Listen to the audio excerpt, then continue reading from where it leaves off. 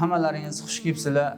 Sen Rasululloh sallallohu alayhi vasallamning huzurlarida bu savolga javob berishliging menga qizil tuyalardan ko'ra yaxshiroq degan ekan. Bu xursandchilik davomiy bo'lishi uchun biz bilan birgalikda davomiy bo'lishlarini so'rab qolamiz. Qur'on huwa aslul ulum.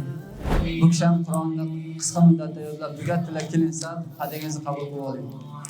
Shahodatnoma shayxlarimizdan olasiz. هذا القرآن كتاب عزيز. Qur'onni qancha kam o'qisak, qori bo'lishlik faqat orzu bo'lib qoladi. Shuning uchun Umar roziyallohu anhu ajablandi.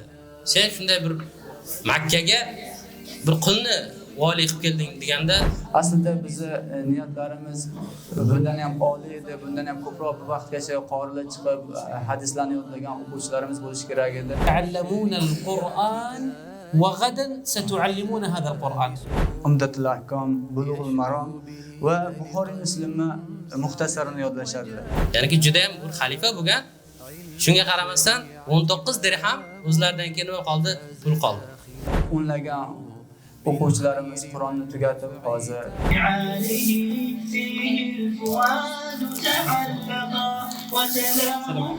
shukron jazilan shayximizga.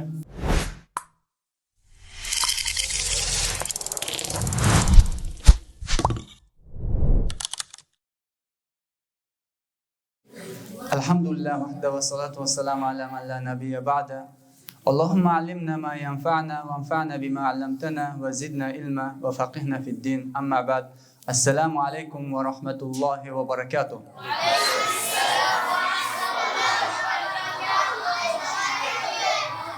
بداية نشكر شيخنا شيخ مصلح الألياني الفاضل لتكريمه لحفاظ الكتاب الله. نسأل الله تعالى نجمعنا في هذه المكان، أن يجمعنا في جنات النعيم. Az birodarlar, hammalaringiz xush kelibsizlar. Qimmatli vaqtlaringizni aymasdan kelib, bizni xursandchiligimizda biz bilan yelkama-yelka turganlaringiz uchun har bir qadamlaringizga Alloh subhanahu va taolo barakatli hasanatlar yozsin. Az birodarlar, bizning madrasamizda faqat Qur'onni yodlashlik bilan darslar to'xtab qolmaydi. Qur'onni yodlagandan keyin o'quvchilarimiz ijoza olishadi. Ijozadan keyin 40 hadis, Umdatul ahkom, Bulughul marom va Buxoriy Muslimni muxtasarini yodlashadilar. Bu kitoblarni yodlab bo'lgandan keyin 5 ta butun tolib ilm kitobi bor, kitoblarning matni. Bu kitoblarni hammasini tugatib yodlagandan keyin birinchi marhalada, ikkinchi marhalada keyin sizga kitoblarni sharhlari o'qitiladi. Allohdan so'raymiz biz o'quvchilarimizga dinning aslini yodlashligi va bunga amal qilishligini. Va hozir bizi madrasamizni asosi, madrasamizni eng boshidan boshlab bu kungacha bizga ham fikrlarida, ham ilmlarida yordam berib kelgan shayximiz Shayx Muslih Ulyaniga so'z navbatini beramiz. Shayxina Muslih, falyatafaddal. Alhamdulillahi rabbil alamin. والصلاة والسلام على سيد المرسلين نبينا محمد عليه وعلى آله وصحبه أفضل الصلاة وأتم التسليم. أما بعد، أسأل الله العظيم رب العرش الكريم أن يجعلنا وإياكم من أهل القرآن الذين هم أهل الله وخاصته. أسأله جل وعلا أن يجعلنا وإياكم من الذين يقرؤون القرآن ويقيمون حدوده وحروفه، وأن يجعل هذا القرآن شفيعا لنا يوم القيامة. أيها الأحبة الفضلاء، أنا أقول هنيئا لمن علم القرآن، هنيئا لهؤلاء المشايخ الفضلاء الذين يسعون في الليل والنهار لتعليمنا وتعليم أبنائنا كتاب الله جل وعلا.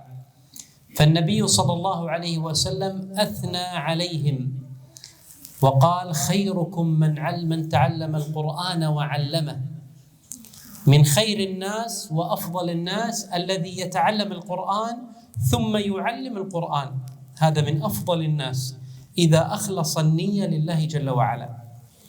وأيضا الذي يعلم الناس الخير الله جل وعلا يذكره عند الملائكة، والملائكة يعني تدعو له، والناس يدعون له، وحتى الحيتان وحتى المخلوقات تدعو له وترجو أن الله يغفر له.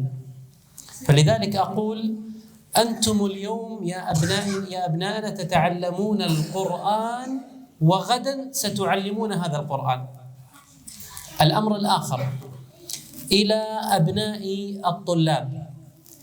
أبنائنا الطلاب الذين يحفظون كتاب الله جل وعلا: إذا أردت العزة في الدنيا والشرف في الآخرة فعليك بالتمسك بالقرآن. القرآن هو أصل العلوم. قبل أن تبدأ وتحفظ كتاب الفقه والطهارة وكلها خير والعلوم الشرعية، فالقرآن هو أصل العلوم الشرعية. إذا أردت أن تكون عالما ومتعلما وطالب علم فاحفظ القرآن أولا، وافهم القرآن وتدبر القرآن. الله جل وعلا أنزل هذا القرآن لا لأجل أن نقرأ القرآن ونحفظ فقط، أنزل هذا القرآن لأجل أن نفهم هذا القرآن ونتدبر القرآن ونعمل به. لذلك النبي صلى الله عليه وسلم يقول: إن الله يرفع بهذا الكتاب أقواما ويضع به آخرين. ما معنى هذا الكلام وهذا الحديث؟ يعني أن الله جل وعلا يجعل من يتمسك بهذا القرآن ويحفظ هذا القرآن ويعمل بهذا القرآن يجعل له العزة والشرف في الدنيا والآخرة. يرفع الله جل وعلا من سمعته ومن قدره ومن درجاته ومن صفاته بين الناس. في الدنيا يرتفع بين الناس، حافظ القرآن في الدنيا يرتفع بين الناس، تجد الناس يقدمونه للصلاة بهم، تجد الناس يقدرونه في المجالس، تجد الناس يقدرونه في المدرسة لأنه يحفظ القرآن. يوم القيامة الله جل وعلا يرفعه بين الخلائق ويدخله الجنة لأنه حفظ القرآن. وصيتي الأخيرة: هذا القرآن كتاب عزيز، من تمسك به وحفظه بحقه الله جل وعلا يحفظ هذا الشخص في الدنيا والآخرة. أما الذي يترك القرآن ولا يقرأ القرآن ولا يراجع القرآن فإن القرآن يتفلت من صاحبه، يذهب القرآن حتى لو كنت حافظا للقرآن. إذا لم تهتم بالقرآن القرآن يذهب من صاحبه. لماذا؟ لأن القرآن عزيز، تحافظ عليه يحافظ عليك، تتركه يتركك القرآن. أسأل الله جل وعلا أن يوفقنا وإياكم لكل خير، ويجعلنا وإياكم من أهل القرآن الذين يرتفعون في الدنيا والآخرة. وصلى الله على نبينا محمد. الله يجزيك الخير شيخنا مصلح. الله يحفظك، الله يبارك فيك. Aziz o'quvchilar, aziz birodarlar, Qur'onni qancha ko'p o'qisak, qori bo'lishga shuncha yaqin qoladi. Qur'onni qancha kam o'qisak, qori bo'lishlik faqat orzu bo'lib qoladi. Shuning uchun shayximiz aytganlaridek, Qur'on bilan hamroh bo'lib, Qur'onni erta kech bo'sh vaqtimiz bo'lishi bilan Qur'onga mehr berib, Qur'onni o'qiydigan bo'lsak, yoshmi, kattami, 7 yoshdan 70 yoshgacha qori bo'lishligi mumkin. Mana ko'pchiligimiz ko'rganmiz, 80 yoshda ham qori bo'lganlarni yoki bo'lmasa 5-6 yoshda ham qori bo'lganlarni. Alloh hammalaringizga foydali ilm bersin va Qur'on bilan doim hamroh bo'lib o'qib yurishlik hammamizga nasib qilsin. Keyingi so'z navbatini Abu Yusuf domlamizga beramiz. Abu Yusuf domla. Alhamdulillah wahda wassalatu wassalamu ala man la nabiyya ba'da. Assalomu alaykum va rahmatullohi va barakatuh. Allah subhanahu wa ta'ala oyat karimada أنزل إليك الكتاب والحكمة وعلمك ما لم تكن تعلم وكان فضل الله عليك عظيما. Allah subhanahu wa ta'ala bu oyat karimada aytibdiki, Alloh sizga kitobni nozil qildi, ya'niki Qur'onni nozil qildi va hikmatni nozil qildi va siz bilmaydigan narsalarni o'rgatdi. Alloh subhanahu wa ta'alaning fazli sizga juda ham bir katta buyukdir. Demak bu Qur'on kimga beriladigan bo'lsa va hadis kimga beriladigan bo'lsa va Qur'onga, hadisga amal qiladigan bo'lsa, haqiqatan Alloh subhanahu va taoloning bir buyuk fazlidir. Muslim rivoyat qilgan hadisda Umar roziyallohu anhu Nafi' ibn Harithni safarda ko'rib qoladilar. Safarda ko'rib qolganda Umar roziyallohu anhu Nafi'ga qarab aytdiki, men seni Makka ga vali qilgandim. O'sha Makka da vali tashlab kelgandim, sen o'zingni o'rningga kimni qoldirib kelding dedi. Shunda Nafi' aytdiki, Allohning qullaridan bir qulni o'zimning o'rnimga Makka ga vali qilib keldim dedi. Umar roziyallohu anhu ajablandi. Sen shunday bir Makka ga bir qulni vali qilib kelding deganda Nafi' aytdilarki, Ibn Abzarni nima qildim? O'sha Makka ga vali qilib keldim. Innahu qari'u bi kitabillah. U Alloh subhanahu va taoloning Qur'onni yodlagan. Va alim bil fara'id. Alloh subhanahu va taoloning farzlarini, fiqhlarini yaxshi biladigan odam. Degan paytda Umar roziyallohu anhu aytgan ekanlarki, imma anna nabiyyakum qad qal innallohu yarfa' bi hadzal kitab aqwaman va yad'u bihi al-akharin. Alloh subhanahu va taolo bu kitob bilan bir qavmlarni nima qiladi? Darajatlarini ko'tarib qo'yadi. Hattoki bir qul bir qayerga Makka ga vali bo'lishlik darajasiga yetdi. Buni nimani evaziga? Ya'niki bu Qur'onni o'rganib, unga amal qilib, o farajlarni bilganligi uchun Alloh subhanahu va taolo bu qavmni nima qilib qo'ydi? O'shunday qul bo'lgan, o'shunaqangi hech kim e'tiborsiz bo'lgan qavmlarni Alloh subhanahu va taoloning Qur'oniga amal qilganligi uchun, uni hifz qilganligi uchun darajatlarni ko'tarib qo'ydi. Va yad'u bihi al-akharin, boshqalarni bu Qur'on bilan xor qiladi. Kimki bu Qur'onni yodlamaydigan yoki Qur'onga ehtimom bermaydigan va Qur'onga amal qilmaydigan bo'ladigan bo'lsa, Alloh subhanahu va taolo bu qavmni nima zalillikka mubtalo qiladi. Tobilardan birisi aytadiki, Umar ibn Abdulaziz vafot etganda u kishining 11 ta o'g'illari bor edi. Umar ibn Abdulazizdan 11 ta o'g'illari qoldi va 19 dirham pul qoldi u kishidan, meros qoldi. Ya'ni juda ham bir xalifa bo'lgan. Shunga qaramasdan 19 dirham o'zlaridan keyin nima qoldi? Pul qoldi. Meros qoldi. Tobiin aytadiki, bu Umar ibn Abdulazizning o'g'illarini umrlarining oxirida ko'rdim. O'g'illaridan bittasi mujohid odamga 100 ta tuyani sadaqa qilganini ko'rdim. Umar ibn Abdulaziz farzandlariga nima qoldirgandi? Meros qoldirmagandi. Balki bu farzandlarga chiroyli bir ta'lim, tarbiya bergandi. Shuning uchun ham bu Umar ibn Abdulazizning o'g'illari shunaqangi bir darajatlarga erishgan. Yana bu kishi aytadiki, men Hisham ibn Abdul Malikni ko'rdim. U kishidan ham 11 ta nima qildi? Farzand qoldi. Vaholanki o'sha 11 ta farzandining har biriga million dinardan pul qoldi. Ya'ni meros qoldi. Men ularning o'g'illaridan bittasini ko'rdimki, hattoki bozorda tilanchilik qilib yurgan holatda ko'rdim. Shuning uchun muhtaram birodarlar, biz bu kitobni mahkam ushlashlikka, unga amal qilishlikka, buni hifz qilishlikka, buni tadabbur qilishlikka va o'zimizni hayotimizda tatbiq qilishlikka haris bo'lishligimiz kerak. Bu haqiqiy mo'minni qalbi quvnaydigan narsa. Buxorida kelgan hadisda Nabiy sallallohu alayhi vasallam aytdilarki, inna minash shajarati shajaratun la yasqutu waraqaha fa innaha kal muslim. Buxorida rivoyat qilingan hadisda Nabiy sallallohu alayhi vasallam marhamat qilib aytdilarki, daraxtdan bitta daraxt bor. Uni barglari to'kilmaydigan bir daraxt bor. Albatta u musulmonni misliga o'xshashdir, musulmonga o'xshaydi dedi. Mana shu daraxt haqida menga aytib beringlar dedi. Sahobiylar nima qildi? Bilishmadi. Abdulloh ibn Umar u kishini yoshlari nihoyat darajada kichik edi. Men uni nima daraxt ekanligini bildim-u, sahobiylardan hayo qilganligim uchun nima bu daraxtning nomini aytishligidan hayo qildim dedi.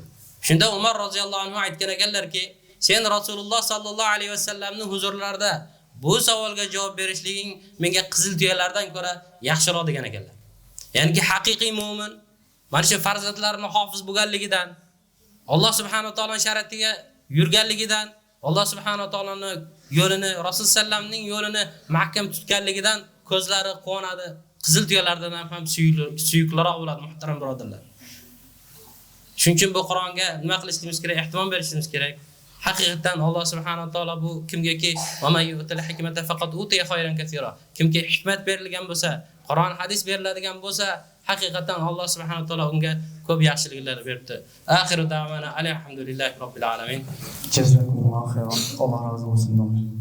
Aziz birodarlar, keyingi so'z navbatini bizni madrasamizni tashqi ishlarida erta kech yo'q demasdan shu shaharda biz bilan birga yashaydigan, shu shahar farzandlaridan bo'lgan Sheyx Abu Muhammad Ansorga beramiz. Falyatafaddal ya Sheyx.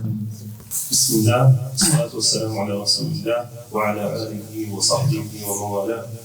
Hayallah hadhihi al-wujuh an-nayyira wa hadhihi al-jibal as-sajida wa hadhihi al-qulub al-'amira bil-iman. بداية نرحب بمشايخنا الأفاضل الشيخ مستهل العدياني والشيخ أبو يوسف والمشايخ الكرام جميعا. نسأل المولى أن ينفعنا بكم وبعلمكم وعلى قدركم، ونسأله تعالى الذي جمعنا في هذه الحلقات المباركة أن يجمعنا في جنته ودار مقامته على سرر متقابلين، إنه ولي ذلك والقادر عليه. بعدها نوجه شكرا الى الشيخ ابو محمد اخي في الله والشيخ ابو عبد الله والشيخ ابو ابراهيم على جهودهم الجباره في سهرهم وبذل وسعهم وعملهم الدؤوب في تعليم الطلاب القران والحديث. ونسال المولى كما قال شيخنا الشيخ مصلح في حديث المصطفى صلى الله عليه وسلم: خيركم من تعلم القران وعلمه، فيكفينا شرفا ذلك.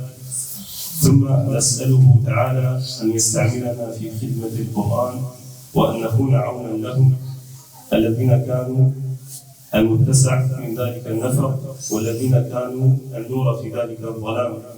وإنا جميعا نقول لكم إنا نحبكم في الله وجزاكم الله عنا خير الجزاء. الله يجزيك خير Sheyx Muhammad. Allah yetqabbal minna.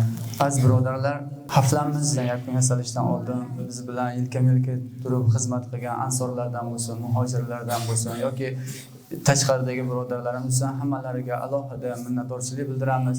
Bu quvonchli, bu xush xabarni eshitib hammalari albatta quvonishadi va bu xursandchilik davomiy bo'lishi uchun biz bilan birgalikda davomiy bo'lishlarini so'rab qolamiz. Alloh hammalaringizdan rozi bo'lsin. O'quvchilarimizni mana hozir bugun kungacha yuzlagan o'quvchilarimiz ma'lum sonini tugatib Qur'onga tushdi va o'nlagan o'quvchilarimiz Qur'onni tugatib hozir eng oxirida yodlagan ikkita o'quvchimizga o'zlarining hadyalarini taqdim etamiz. Hozir Sheyx Muslih o'zlari beradilar bularga. Qolgan o'quvchilarimiz ham Allohning fazli bilan ba'zilari 28 pora, ba'zilari 26 pora, ba'zilari 20 pora, 15 poradan yuqori yodlagan o'quvchilarimizni hammasiga hozir arzimas sovg'amizni taqdim etamiz. Aslida bizni niyatlarimiz bundan ham oliy edi, bundan ham ko'proq bu vaqtgacha qorilar chiqib hadislarni yodlagan o'quvchilarimiz bo'lishi kerak edi. Ba'zi sabablarga ko'ra, ba'zi noqisliklar sababli vahalla qudrat shu darajaga erishdik. Bu darajaga erishishimizda yuqorida aytib o'tganimizdek Sheyximiz Muslih Ulyonini, Sheyximiz Ustoz Abu Yusuf, Sheyx Abu Muhammad Ansori shu yerlik va Sheyximiz Abdurazzoq Mahdi ham biz bilan bu yerga qatnashish kerak edilar, lekin imkonlari bo'lmagani uchun kela olmadilar. Hozir o'quvchilarimizni chaqiramiz, haddalaringizni qabul qilib olasizlar. Birinchi o'quvchimiz Sheyximiz Abdulloh Asadulloh.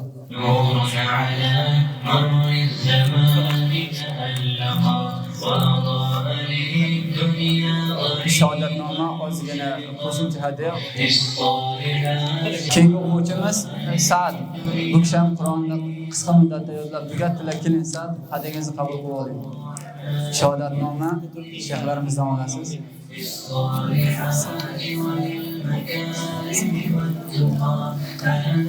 Alloh ilmingizni ziyoda qilsin, maşallah.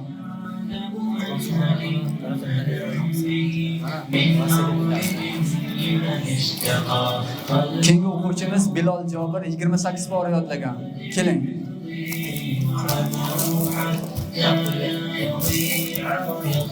طوبى لمن حفظ الكتاب بصدره فبدا وتمنى Keyingi o'quvchimiz Abdulloh Abror. Keling. أخلاقه وفعاله فيه الفؤاد تعلقا وتلاوة الحافظين Keyingi o'quvchimiz حقا Abduvali Abdulqahhor keling. متخلقا يا حافظ القرآن Bu o'quvchimiz 16 bor yodlagan. Mashallah. فلكل أنفة للطلاء Keyingi o'quvchimiz Abdullah Habibulloh keling. Keyingi o'quvchimiz tayyor bo'lib turasizlar. Ali Abu Sulaymon. Sheyxlarimiz kutib qolmasliklari uchun. سلم على الشيخ. Keling, Ali. Bu kishi ham 16 bor yodlaganlar. Alloh davom etsin darslarini, mashallah. Keyingi o'quvchimiz Uvays keling. Uvays ham 16 bor yodlagan.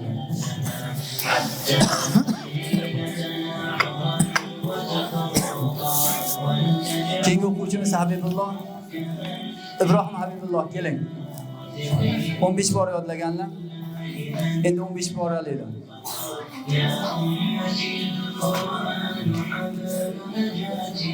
Keyingi o'quvchimiz Abduvali Ibrohim keling. Keyingi o'quvchimiz Mustafa. Hadingizni qabul qilib oling. سلم على الشيخ. Keyingi o'quvchimiz Ibrohim Ali keling. Keyingi o'quvchimiz Ayub Abu Ali. للصالحات وللمكارم والتقى نور على مر Keyingi o'quvchimiz Abdulbori keling. طريقا مشرقا وهدى من الرحمن يهدينا به للصالحات Keyingi o'quvchimiz Umar Ayub. والتقى Hozir bitta yana bir nechta o'quvchilarimiz bor. Ali qori, yana Ibrohim qori bilib bir marta Qur'onni tugatishgan. Allohning fazli bilan hozir ijozaga tayyorlanishyapti. Bular Qur'onni pishirishi bilan ijoza olganlarga, ustoz darajasiga yetgan o'quvchilarimizga alohida takrim, alohida hadiyalar sovg'a qilamiz inshaalloh. Alloh hammalaringizga foydali ilmni amaliy va hikmati bilan birga bersin. Bu dunyoda ham oxiratda ham yaxshiligi bersin. Aziz o'quvchilar va hurmatli ota-onalar, ozgina sizlarni ikrom qilganda o'quvchilarimizni ota-onalari ziyofatga taklif etamiz. Sizlarni ziyofatdan keyin sizga sekin xursandchilikda hammamiz qaytamiz uyingizga. Alloh hammalaringizdan rozi bo'lsin. Juda ham xursand bo'ldik. Bu boshlanishi inshaalloh. Ko'rib turibsizlar, boshlanishi bu davomiy bo'ladi Allohning izni bilan inshaalloh. Shukron jazilan shayximizga. Alloh yahfazak. Habib. Allah jazakalloh xayr. Allah Nabi Yusuf. تفضلوا هون انتم معزومين عندنا. اكملوا البرنامج. تمام. استاذ Hech kim ketib qolmanglar.